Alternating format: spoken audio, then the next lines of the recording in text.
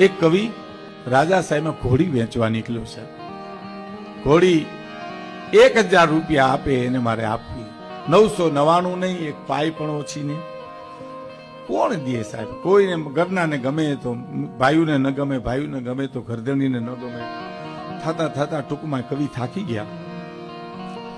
કોઈ સલાહ આપી કે તમે હવે આમ દુખી થાવમાં કવિ રાજમાં જાઓ, રજવાડામાં. તો રજવાડામાં જાય તો રાજાને ગમે તો કામદારને ન ગમે, કામદારને ગમે તો ભાઈઓને ન ગમે. ટૂંકમાં એક જગ્યાએ સવારથી સાંજ સુધી ભાવતાલ ચાલ્યા. દિયાત મેં 999 વાત અટકી ગઈ છે. એ 999 એ વાત અટકી અને પછી કીધું કે ભાઈ હવે 1 રૂપિયા હારુથી ક્યાં વયા જવાના, જવા દો ને, કાલે સવારે ચર્ચા કરશું. 999 નહીં કવિ ગયા. દિયાતનું થઈ ગયું. બાપુ દરબારગઢમાં વયા ગયા, અમીરો મરાવ ઉતારે ગયા, કવિ એમને ઉતારે ગયા. પણ બન્યું એવું સાહેબ, અડધી રાતે એ ઘોડીની પીડ ઉપડી અને ઘોડી મરી ગઈ.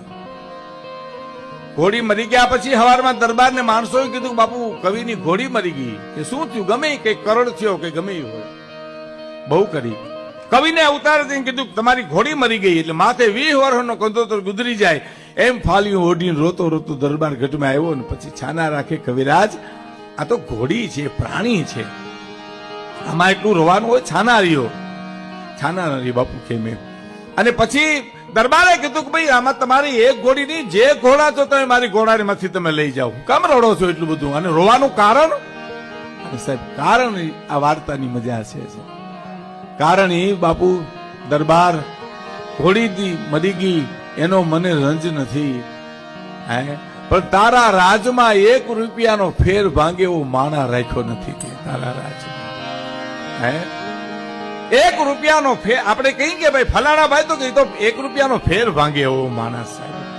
એ 1 રૂપિયાનો ફેર ભાંગે એવો માણસ આ જગતમાં જીવતો જાગતો રહે એ બાપુની કથા દ્વારા ખૂબ મહેનત છે. આવા માણસો જીવતા રહે, સમાજને સુધારે અને સમાજ એનાથી તંદુરસ્ત રહે એવી બાપુની મહેનત. આપણે એમના ચરણોમાં વંદન કરી, બંસીદાસ બાપુના ચરણોમાં વંદન કરી મારી વાતને પૂરી કરું છું. ધન્યવાદ, આભાર.